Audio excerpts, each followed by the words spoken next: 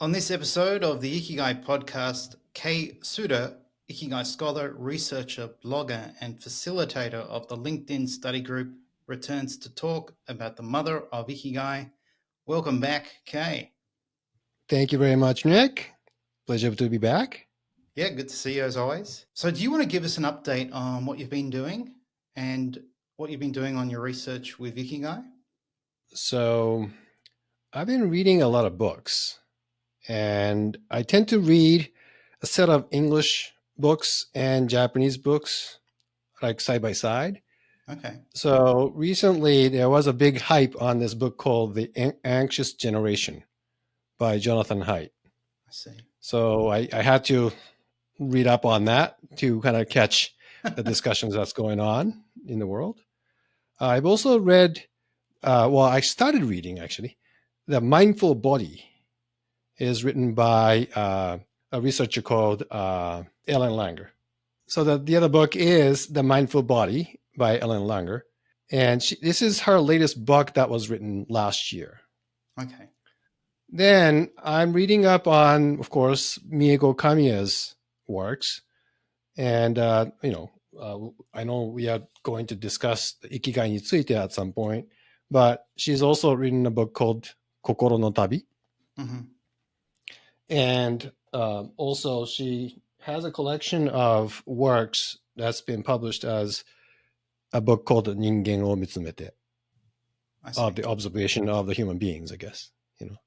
So those books I've been reading up and trying to come up with a few blog posts and maybe, podcasts of my own to share with the Ikigai study group. Nice. You'll have to share notes on those two books on Kamiya. So Kokoro no Tabi. So that would be the heart's trip or journey? Yeah, I would like to translate it as like a journey of your mind or journey of your heart. Mm-hmm. And Ningen o Mitsumete, that's finding the... Yeah, it's basically observing sounds a little more scientific. Mm-hmm. Mitsumete is more like, like a focusing on, figuratively speaking, right? So I think she was asked by some folks that, hey, we would like to publish a book based on some of the articles and columns that she's written way back when she was around. And she's agreed to kind of package together a collection of them. Okay. She ended up writing quite a number of books. I think there's something called the Kamiya Collection, and it's all her works into one volume. And I think Kokoro no Tabi is part of it. Okay, yeah. Because I think she started writing quite late in her mid-40s. Yeah, that's the thing. She started late, and she didn't stay around for us too long, so her collection isn't that vast. But I think it in my mind, a lot of her thoughts are like a distilled down and encapsulated into these 3-4 works. Well, on the next episode, we'll look at her seminal book Ikigai ni Tsuite in detail. But today, I thought we'd talk about the woman who I like to refer to as the Mother of Ikigai, and how she is clearly under-recognized, not well known, but she was Japan's pioneering researcher on the Ikigai concept, and I think we both agree in that she deserves more recognition. Absolutely. So I'll give a bit of an introduction, and then we'll, I guess, talk about her life. So she was the daughter of a wealthy, a diplomat, so socially elite parents, and they actually opposed her choice of becoming a doctor. And I think there was a real battle for her to become a doctor, and her parents trying to stop her becoming a doctor. And she had this desire to help those suffering from mental disorders, and also, more famously, lepers. And she also became an author later in her life. I see her as a woman of many roles and talents. Not only was she a psychiatrist and author, she was also a translator, and she was also, had to be a housewife and mother of 2 children. She spoke and taught several foreign languages, including French and English, And as a translator, she translated Marcus Aurelius's Meditations into Japanese, I think from Greek.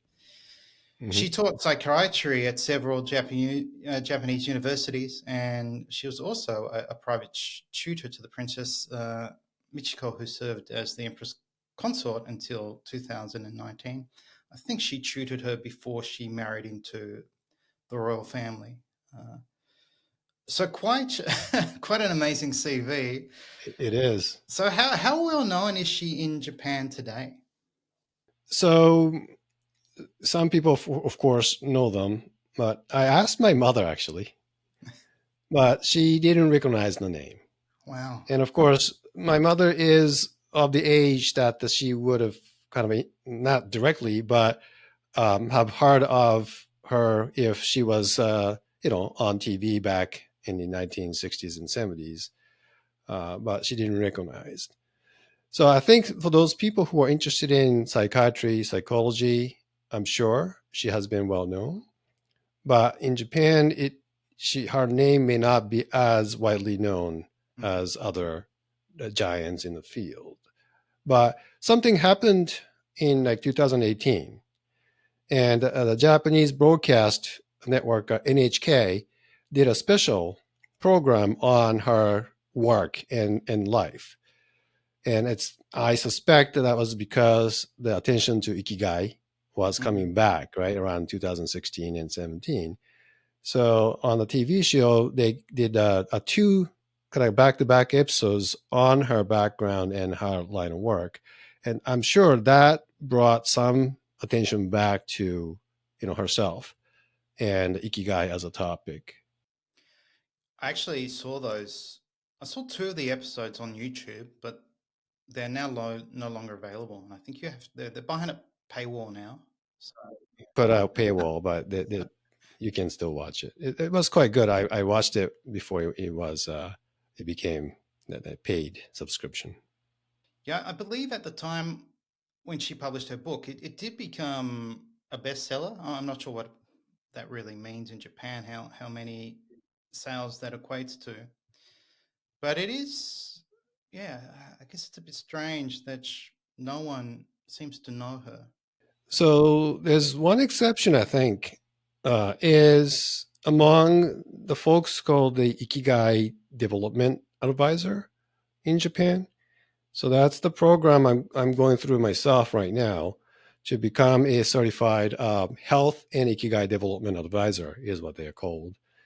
And in their textbook, prominently features Mieko Kamiya herself and the works of the Ikigai ni Tsuite. With that in mind, I think there is a little bit of a thinking that Ikigai is for elderly or for people who's aged more. Yeah. That sentiment is sort of there. And we don't necessarily hear too often about Ikigai among, let's say, young Japanese, say, college students and others. I mean, it is commonly used word, as we've been saying all along. But how often do they use will probably differ by age. Sure. Yeah, touching on these health and Ikigai development advisors in Japan. So you're currently taking the program and you're in Japan and you're going through it. So how was it when you discovered they featured her work specifically? I know they mentioned her Ikigai needs and her definition and also the characteristics. So was that sort of refreshing and I guess something you celebrated? Like, oh, they're recognizing her work. Well, it was enlightening to see her work is actually being used in something more practical or program that designed to prompt action, right? Because in the Western world, there's a lot of how-to or self-care books and everything out. Well, here it is. I think the Ikigai ni Tsuite concept is being used and kind of integrated into some of the activities that can be planned and executed among, in this case, the retirees and elderlies in Japan. Yes, so briefly touching on this role of being a health and Ikigai advisor, what I understand is, as you know, I've got the workbooks myself. I managed to get my cousin to get copies of the workbooks, that is really geared for retirees transitioning from a work life to a new sort of social life where they can serve their community. Is that right? Yeah. Yeah. That is correct. And really the theme is about how do we be proactive about the well, that's the word I'm using, but I think the appropriate word is super aged or super aging society. Sorry, aren't they forecasting this significant increase in centenarians over the next 20, 30 years? Well, the irony of it all is that by the time if I'm around enough, long enough to be a centenarian, I will be making part of that peaking effect of the population, because I'm what's called the second wave of the baby boomers in Japan. So the year I was born, there was I think 3 million children were born, and ever since that time, the number has reduced, and nowadays it doesn't even hit like a 900,000 per year. I see. Yeah, it's aging population, but decreasing birth rate. But that's a podcast for. That's it. I mean, it's a lot of aging people who are living longer, and then there's the birth rate has gone down, so there's less and less young people coming into the world to support the rest of us. Well, there you go. Yeah, that was really, I guess, gratifying or satisfying for me when I found out, her work's being featured in these workbooks, because, as you know, I use her Ikigai needs in my own program. So I thought, I'm using the right stuff in my own certification course. So that was like a win for me. I thought, yes, I'm doing the right thing. So let's return to the subject of Mieko Kamiya and her life. She had a very unconventional childhood, and in the 4th grade, she moved with her family to Geneva, Switzerland, her father being a diplomat, and she attended, I think it's Jean-Jacques Rousseau's Institute, which I think is quite famous, and that provided her with a specialized, unique education. And there she enjoyed school life as well as the beauty of nature in Switzerland itself. She was there for 3 years, and during those 3 years, she actually became more comfortable using the French language than Japanese. So I guess that's where she got exposure to languages. But she also had some struggle during this time in her life because she was being singled out as a child of high society, and she became acutely aware that she was, I guess, different and being judged simply because she came from a wealthy or affluent family. And interestingly, she grew ashamed of her status as a high member of the high-ranking elite. And yeah, at such a young age, she became aware or paid attention to individuals who were not as wealthy or as fortunate as her. And I find that fascinating. And in her book, she wrote, "There is no denying that my brief stay in Switzerland has left an indelible mark on me. I've become un-Japanese. Even today, it is in French that I think, read, and write with the greatest ease. And I'm still inclined towards European culture." So that's something she wrote much later in life. So this time in Geneva had a lasting impact on her. Yeah, so what are your thoughts about that? So I can draw a lot of correlations to what I discuss or my daughters are bringing up. It has to do with the timing of their upbringing and the location, place, and of course the language, right? So I believe Mieko Kamiya spent, good enough years in Switzerland, the French region, the speaking region of Switzerland. So her mind and the thinking was already kind of formed using that particular language. And there is actually another study that, shows that if you spend your adolescence, let's say like between the age of 9 to 14 years of age in some place, that environment is going to have the biggest impact in your like a character and identity development. And that is so true because I can relate to this un-Japanese feeling, because both of my daughters say when, especially when they visit Japan, they do feel this un-Japanese, like Japanese, and they understand the language. They can speak pretty well too, but something that nags them and say, "I'm not truly Japanese," is how they feel. Now, the funny contrast is myself, and of course my wife also, have lived in Japan until, let's say, the age of 15 and 16. Mm-hmm. Then moved to the US and spent a lot of years. We actually still think we are Japanese, and we don't have this much of this un-Japanese feeling when visiting Japan or even being outside of Japan. We kind of recognize ourselves or identify ourselves as Japanese. So we have like this firsthand experience of knowing what this un-Japanese-ness is. Yeah, I guess it's unusual, a bit, maybe at times challenging for your daughters, but sort of in between two cultures. And I guess when they're in Japan, they're perceived as Japanese. And maybe when Japanese find out, oh, you're not really, you're not really Japanese, it must be hard for them to navigate those interactions. So they're older now, and they can honestly articulate some of their feelings and what they are thinking about, in these kind of subject. And they say that it is a little bit of this fear that when the Japanese person approaches them and talks to them, when I'm going to uncover or disclose that I'm not truly Japanese, and there's that certain level of fear that they feel. Yeah, it reminds me of this idea of purity that comes to mind with Japanese nationality or Japaneseness, and yeah, I'm not sure if it's a good thing.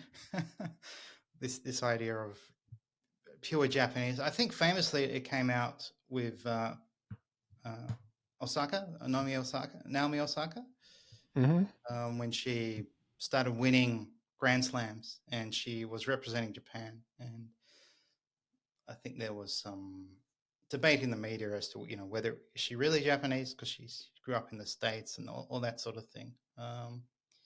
Yeah, was that a concern for you and your wife with your children and how they'd be perceived eventually when you take them to Japan, or did you just think this is a normal part of our family and you didn't worry too much about it?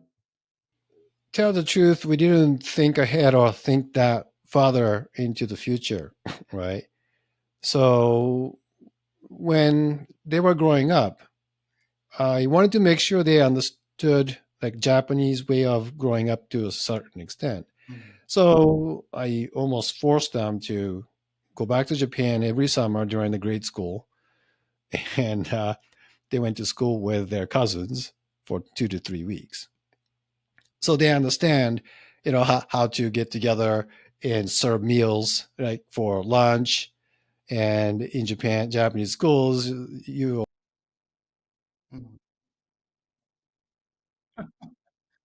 clean, every portion of the school grounds too. So they've had those kind of experience and exposure, but it didn't carry enough, I don't know, the power to create an identity. Mm-hmm. So this identity itself was still coming from where they lived, which is United States. But now I think we can appreciate those kind of things as hopefully daughters and parents, and do something about it. Sure. Well, let's return to Kamiya's life and her first encounter with lepers, which had this strong influence, this profound influence on her. It was in 1933, and a few months after graduating high school at a Christian meeting with her uncle. She was there to play the organ. She saw these people or these patients with leprosy, and it shocked her initially. Some were legless, armless, and others had these serious skin inflammation. But she was moved and impressed by the devoted care and professionalism of a nurse called Chio Mikami. And this made her think that she too could and should dedicate herself to the sick. And later in another book, her autobiography, Henreki, which I think means Wanderings, that she wrote in 1979, she said, or she wrote, "I would like to work for these patients like her. This is just the place where I should work. This strong will welled up in my mind. The only place where I can stay is where people mourn and suffer. I made up my mind in a flash." So this is this is someone who's 19. Yeah, I had to do the math too. Yeah. So what are your thoughts on that? Immediately, my thought was like, what was I doing when I was 19? Yeah, I was probably worried about something else. Yeah, I was still in school, and it just so happens, I think when I was 19, as part of my school program, I was visiting Australia and did a summer study, well, actually winter study in Australia back then. Okay. So my probably thinking is, okay, I'm trying to become like a mechanical engineer. What would I do after I graduate? That's probably the most I would have thought about the future. I think I was working in kitchens or just looking for work. So I certainly wasn't thinking of helping others. I was more focused on myself. So it's quite profound because, I mean, leprosy at the time and for many decades was considered a shameful disease. And we kind of know the history of how lepers were treated Right. in Japan and I guess in most other countries too. And here she is at 19 having this desire to work with them and this sort of compassion or wanting to understand their suffering. So quite unique and mature and compassionate well beyond her years. And then she had her own health issues with tuberculosis. And after her education, her school education, her secondary education, at the age of 21, she was diagnosed with having tuberculosis. And she was lucky in that her parents owned a cottage in Karuizawa. That's relatively close to Tokyo. Yeah, and that's well known to be kind of this summer getaway place for the wealthy. I see. From the old days and today. Yes, and so with permission of her family and doctor, she was allowed to live there alone and immersed herself in reading English literature, including Shakespeare, books on English history and linguistics. And while she was recuperating, she actually studied for a national examination for a teacher's certificate in higher education. And yeah, she recovered and then also took the examination and passed. So quite the academic. But then the following year, she contracted tuberculosis again. And this obviously made her realize, about her own mortality, that she could die. And she returned to the cottage. And then, amazingly, she taught herself Greek and Latin, read these classic literature works by Plato and Homer and so on, and somehow managed to read and translate Marcus Aurelius's Meditations. So I'm thinking, how's that possible? I mean, back then in the 1930s, I think. Yeah. So tuberculosis gave her the time and freedom to study what she was interested in. And I find it astonishing that she could teach herself Greek and Latin and then translate Marcus Aurelius's Meditations. So yeah, she was quite the student. I think she was quite unique. Absolutely. And again, and then she may have had quite a bit of influence from her upbringing and the fact that, she continued to thinking in French, I guess, right, over the years. So that I think that kind of the fondness towards the European culture was already ingrained in her. So I bet she didn't even feel any stress learning these additional languages or reading these great works of the past. She kind of probably found her ikigai already at that point, whether she realized that or not, right? Yeah, so obviously it was a very good way for her to spend her time while recovering. And then I think through her studies, Kami was also attempting to discover not only the meaning of life itself, but more specifically, how she should use the rest of her own life, with this, I guess, this discovery that, she might have a short life with the illnesses she was having. And then it was written that by devoting herself to reading the classics, she was able to forget her worries and the fear of death. And this anxiety was further eased by her eventual recovery of tuberculosis. So I guess, these bouts of tuberculosis gave Kami a glimpse into her own mortality. And I think it's well known, feeling close to death makes one feel close to life also. So do you think this is when she started to think about Ikigai in general and maybe what her Ikigai could be? My thought about that is she probably was starting to get interested in the people's mind or even her own mind at that point. So maybe her interest for psychiatry maybe already coming together.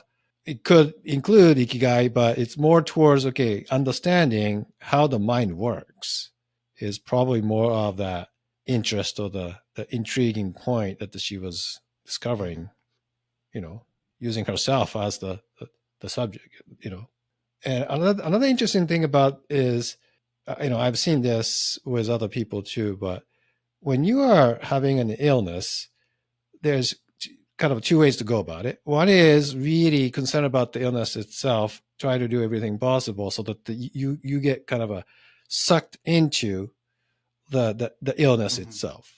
But then in her case, it's the other way. She's basically trying to use that kind of time affluence in a creative, positive way, and that helped her overcome the illness itself. And we've seen those things over and over, I think, in other people. But one more thing is, I think it's the timing of her illness too.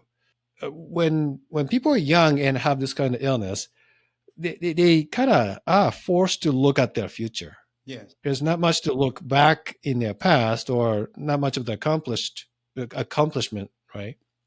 So in a way, themselves or the people around them will tend to point them towards the future. But unfortunately, the situation's not that, helpful for people who are like middle aged or maybe, our age.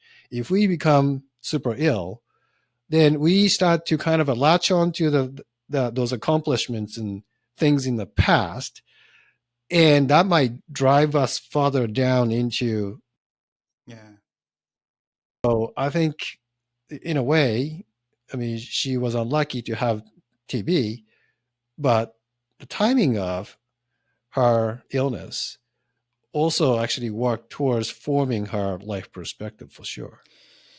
Yeah, I guess in a way she could have, and I guess we could interpret that it gave her this clarity and direction on what she wanted to do with her life, and it gave her this this freedom or time to study. Yeah, this time affluence to study in it. It sounded like she was quite a natural at languages, maybe going back to a time in Geneva, and obviously she was incredibly well read too. Yes. So after she recovered in 1938, again with her family, they all moved to New York. And there she entered Columbia University to study classical Greek. So that's quite a niche subject. And at this time, her father was aware that she wanted to become a doctor. and obviously was telling her, no, you can't do that. Then one day she went to a fair, the 1938 World Fair in New York, and she stood for hours with her eyes fastened on specimens of human anatomy in this medical pavilion. And her father, observing this, realized, okay, his daughter really cares about this and really has this incredible desire to study medicine. So he gave her permission to do so on the condition that she would not go into the field of leprosy. so there's going to be more on this later. And so, yeah, Kamiya happily changed her major from classical Greek to medicine, but secretly kept her determination to work with lepers, obviously concealed. Of course. So, her father should never have put that condition in place. So you have two daughters, Kei. Can you relate to this sort of father-daughter relationship? Yeah. My daughters act like that too. If I set some kind of condition, of course they'll come up with ways to go around it. I'm sure. No. One thing I'm kind of drawing the correlation is the fact that it's not something we say that impacts our children. And it doesn't matter if it's a daughter or son, you have a son. It's what we do, even before they're born, that impacts their life. And I've come to that realization a little late with help from my daughters, I guess. They're pointing that out for me. So, the message to our younger folks who are considering to maybe move to some other place to do work or live, well, it's time to start thinking about, okay, what would that do if you're planning to have children to your kids? Now, I to be honest, I never had that kind of thought. I was so focused on where I'm going to bring myself and learn the subject I wanted to learn and find a job that I wanted to have a job. Yeah. But then fast forward to now, right? All those actions that I've taken does have an impact on my children, and that's part of the reason that they're coming up with multiple identities in their mind. Yeah, it's a valid point. Our own life, well before they're born, has some influence. Yeah, and obviously me marrying a Japanese and then having my son in Japan, if I thought about it, yeah, I mean, I wouldn't have probably really known at the time, but it would have added, I guess, both these sort of unique opportunities, but also there's, been, I guess, not so much problems, but concerns we had to make decisions on. Where do we educate our son? And in Australia, where there's a multicultural, he's kind of normal person, but in Japan, he was always going to sort of stand out as being half. And we had to make decisions based on those things. And I'd never considered those things before, even when I was married. It was sort of only after that he was born. So it's interesting how these you fall in love and get married, and then you have these decisions to make, these really important decisions because they involve these little people in your life. Yeah, and I think Japan is a bit, I don't know what's the word to use, unique or outlier of an environment, because you kind of touched on this earlier, how kind of a monoculturalistic, or the consideration of like who is truly Japanese, right, kind of gets into play, where United States, Australia, it's already somewhat mixed culture at different degrees. Now, those cultures have their own issues too, with, is there racism and so on and so forth. Well, Japan's form of the challenge is really this concept that, what's the definition of true Japanese? And even today, I'm really excited to see a lot of us, you brought up Naomi Osaka Yeah. earlier, but a lot of the sports players with who has basically parents from Japan and non-Japanese countries now, and their names and everything is also starting to show that fact. And I think our younger generations, I'm hoping, are going to basically take that as normal. Yeah. Right. You can have people who doesn't look like Japanese to be in a under U23 soccer team, who, by the way, who just made their Olympics participation today or yesterday, and in the roster will include people who does not look like traditional Japanese, and that's okay, or that should be normal moving forward. I think it will be, and hopefully my son will go to Japan and will feel he's part of the country, and hopefully he won't be continually asked,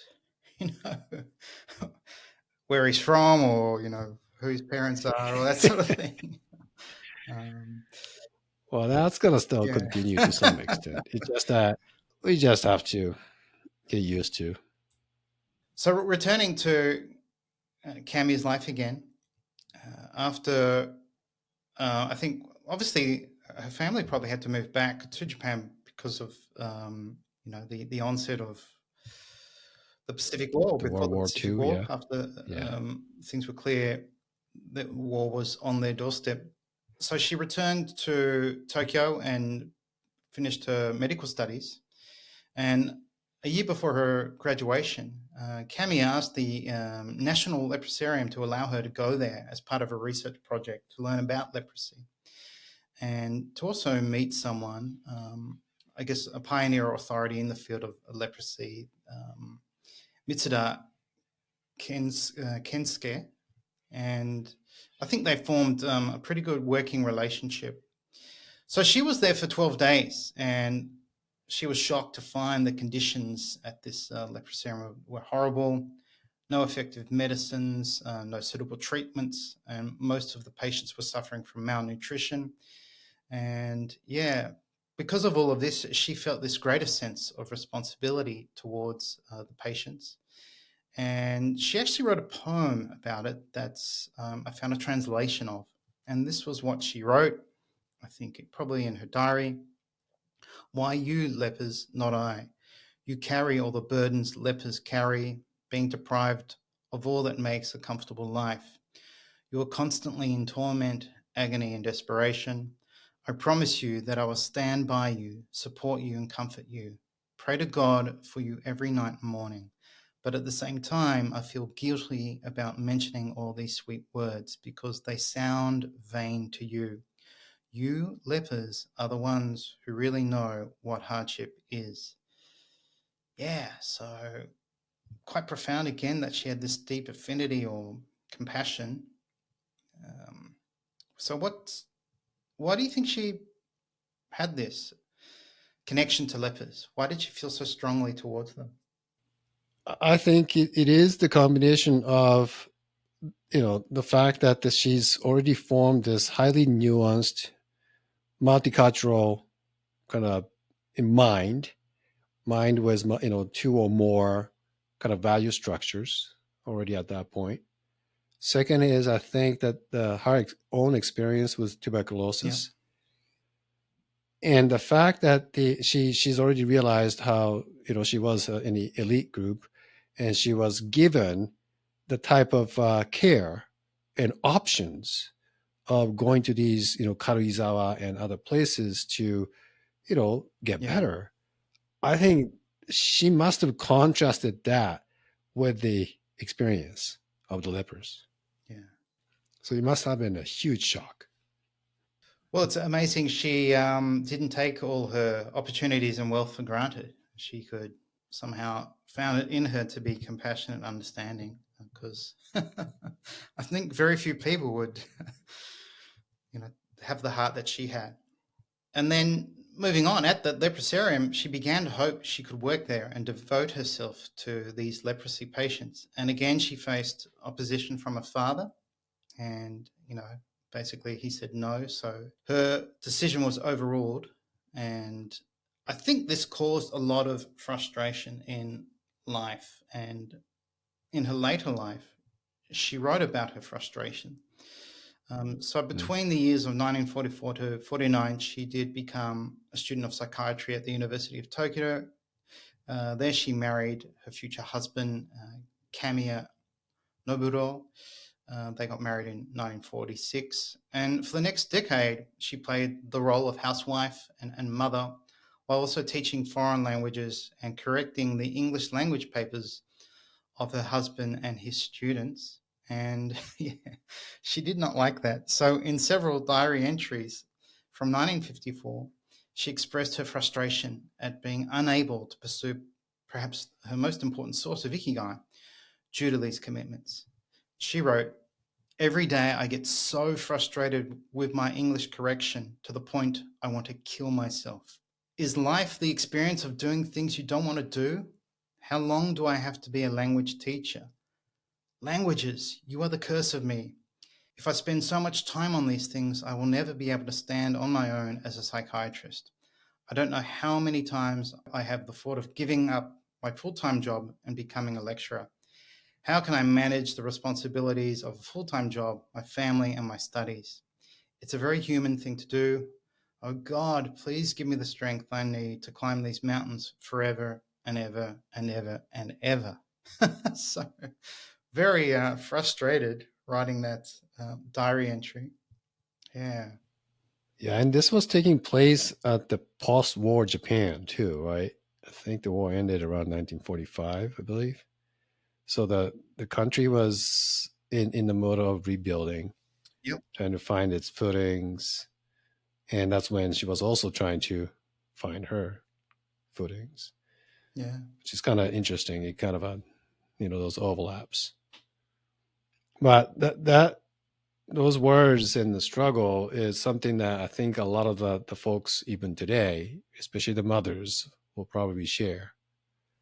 Right. Yes. I mean, it's been 50, 60 years since her time, and the household responsibilities and how those things are arranged, especially in Japan, I think still has a long way to go.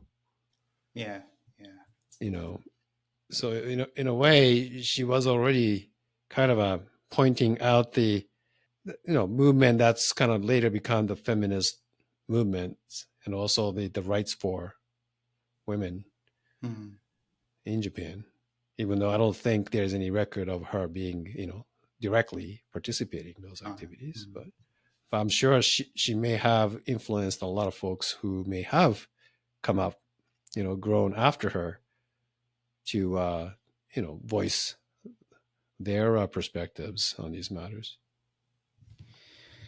Yeah, I also think the entry indicates this struggle from a lack of shimekan, like a sense of purpose. And, some people might think, wow, she was already successful in achieving so many things. And who knows, maybe someone in her position might have enjoyed correcting English and teaching languages, but it obviously didn't give her this sense of purpose she was seeking, obviously related to psychiatry and helping lepers. And there is a book, a biography on her life called A Woman with Demons. And I was a bit shocked by the title of the book, but it was inspired actually by one of her diary entries where she said, my demons are raging again today. And she was frustrated with life. And yeah, she had this incredible desire to, really do something with her life and help others less fortunate than her. But she also suffered a lot of loss and pain. So she even had several decades of depression due to the loss of her first love. She fell in love with a young man. It was one of her brother's friends, and she really didn't even know him. She kind of just only had a few encounters with him, but fell in love with him. And he died of tuberculosis, I think. Then she battled, obviously, multiple illnesses, tuberculosis, later cancer, and she obviously lived almost 2 decades, or at least a decade, living with the frustration of not being able to pursue work as a scholar and writer, and also the battle she had with her father on wanting to help lepers. So I think we could say she struggled in her life with a lack of ikigai for extended periods of time. So do you think all these life experiences and all this frustration helped to understand the multi-dimensional nature of ikigai? Surely, right? Most certainly. And I know we'll be discussing Ikigai ni Tsuite, the book, in another episode, but the way she writes the book, it's yes, she does use the words, or the phrases as if that she's kind of uncovered it through certain studies, but I feel that she is including her own experiences over it, even though she doesn't clearly state those things. So, especially so there is, I don't know, can I bring up a passage from the book, even Sure, though this please. is not about the book? So there's a passage where she says, right? So the people encounter obstacles akin to walls blocking their path in different forms and at different times throughout their lives. And they come to realize their power. Those walls are really powerful. At such moments, the issue of finding ikigai inevitably arises. Is a life filled with such sadness and suffering still worth living? What should one live for from now on? And to your point, I think this was in her mind, if not all the time, a lot of the time over the course of her life. And another thing I'm kind of drawing a correlation to is based on some of the readings I've been doing, is that it's the concept of resilience, right? The psychologists and others cover it, but I think this Ikigai perspective is very similar to how the concept of resilience is discussed today. That the more often you encounter these kind of life situations, that more resilient you become. So essentially, the people who face the disadvantages and challenges in their life situations, especially like earlier in their life, tend to develop resilience much faster. And that's, I think, what took place here with Mieko Kamiya herself. Yes, I've spoken to several researchers who one in particular relates ikigai to intrinsic motivation, but also existential positive psychology and this idea of bouncing back or overcoming a challenge, or even in the midst of going through a challenge, you begin to understand what matters to you, and you can feel ikigai through the challenge. And then once you've overcome the challenge on reflection, you realize that challenge, that suffering was worth it because it uncovered my ikigai, or it's made me a stronger person, and I discovered things I thought I wasn't capable of. And I guess a simple, easy life wouldn't uncover these different sources of ikigai, or we wouldn't gain this resilience. Right. So, yeah, I always like to say ikigai it's not about, really, it's not about happiness. Happiness is a byproduct of ikigai, but it's a meaningful life. And I guess to have a meaningful life, we have to be challenged every once in a while. That's right. Yeah. And Kamiya, obviously wanting to find meaning through this desire to work with lepers, eventually had the opportunity to undertake a research project in 1956 that gave her this opportunity to return to a place called Nagashima, Asen, which was an island where lepers were shipped to. And I think we mentioned before, when she went there for the first time, she was shocked by the conditions. They had since improved, And there she did research that eventually led to her writing her dissertation to find employment as a professor. And then I think this gave her the freedom to then become an author and write her seminal book. So this opportunity was a psychiatric study of and survey of lepers. And so she went there really to interview lepers, and they were given questionnaires and psychological tests. And her research revealed an important issue related to psychological aspects and treatments of leprosy for these patients. And what stood out was this sense of meaninglessness that so many of the patients felt about their lives, and their widespread despair about their future, so no future because of this disease. And yes, despite them, I mean, all their basic needs were met, apparently. So they had shelter, food, clothing, but yeah, they didn't have much more than that. But I think we'll talk about this later. But she found some of these patients could find a sense of meaning and ikigai despite lacking, I guess, a sense of purpose, or lacking the opportunity to find a sense of purpose or find sources of ikigai. So we'll talk about her book on the next episode. But eventually this did lead to her father's approval. And after the research project, and at this time she was a mother of young children, she finally got approval from her father to go and do, work with lepers. So she won that battle in the end. That was in 1957. So a brief summary of her work there. She worked for about 15 years there, from 57 to 1972. She usually worked every other weekend. She would sometimes work there for a full week during summer vacations to cover colleagues who were, I guess, on holidays. And she became the chief doctor in psychiatry, and spent quite a bit of time there. And it was also very far from where she lived. I think she would take a train and then have to take a ferry or a boat to the island. So quite a lot of work involved for this commitment. And also she had children. And so she was, this reminds me of Gordon Matthews and the podcast I did with him. And he said, your ikigai, he believes your ikigai is ultimately one thing.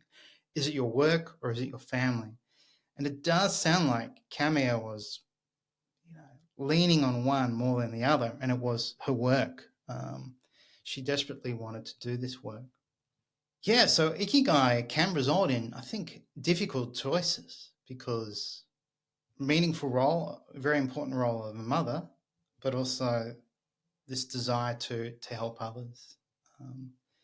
So I guess we're sometimes faced with choices of ikigai. Yeah, and there's something to think about in today's world, right? So I mean, when she was growing and also working with lepers, this is still the time that, again, you said it, travel was not that quick. This is before Shinkansen or the bullet train. So there's no hop on the train and hour and a half and you go, right, 200 miles or 300 kilometers. It's not that. It took a lot more effort. Another observation I'm making is, I think Mieko Kamiya was already exposed to a lot of cultures and saw the world. And if you bring ourselves back to today, that's what's happening with a lot of young people. Now, they may not be going to places, but through the devices and social networks and YouTube and whatever else, they're seeing so many different cultures and options. Now, the problem is some of them are made up, right? It's like fake. And they're basically somewhat blown away by it. And you said it, today, there are so many options now that I think our young people are somewhat struggling to make up their mind as to what is going to be their ikigai. Yes. Right? It's kind of like walking through the supermarket aisle, and I'm going to use the American example on this one. You go to a cereal aisle, and then you see so many different options. Or in Japan's equivalent would be you try to pick a like tea at a convenience store. There's so many different options. and then you just gonna have to stop and say, okay, what do I want, and for what reason? Yeah. And that's what's happening. I think it's the situation is, in the past there was fewer options, and that may have created challenges. But today I think it's the opposite. It's too much options, or too much information that's made available, especially the younger people. I agree totally. I think we could call it, it's like the paradox of choice. Too many that you choose none.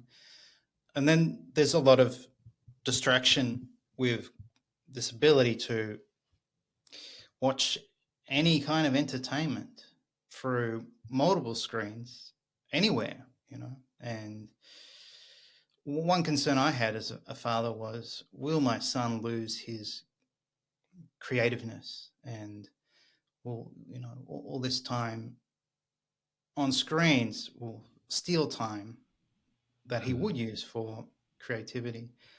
Fortunately, he's quite creative, and he makes music, but he, I guess as a parent, I still have concerns about how much he is attached to his phone, but it seems normal now. But on this theme, actually, on creativity, that was something Kamiya encouraged patients to pursue or seek, to sort of find or express their ikigai. And she encouraged the lepers to develop their creative abilities by writing compositions or poems, drawing pictures, and playing musical instruments, so they could release their sorrow and worries and establish a meaningful lifestyle within the leprosarium. And she helped one of the patients who was teaching himself French, and donated musical scores and instruments to patients so they could take an interest in music. And one of her patients, a young man called Kochi Kondo, who became a patient from the age of 11 and lost his eyesight at 19, wrote the following about Kamiya. Dr. Kamiya sometimes came to our meetings, so the meeting for blind patients. As soon as she sat down at the table, everybody got together to talk to her and listen to her. She spoke in a soft and kind way. There was not any difference between her and us. It was not merely sympathy or pity, but she always talked to us as if she were in the same situation as we were.